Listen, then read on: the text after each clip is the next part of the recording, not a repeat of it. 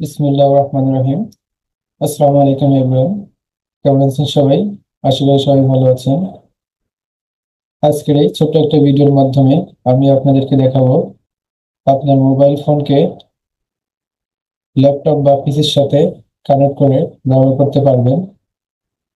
তো আপনার বাসায় যদি ওয়াইফাই কানেকশন থাকে তাহলে আপনি অবশ্যই এই ভিডিওটি দেখবেন কিভাবে আপনি আপনার মোবাইলকে পিসি অথবা ল্যাপটপের সাথে কানেক্ট করতে পারেন।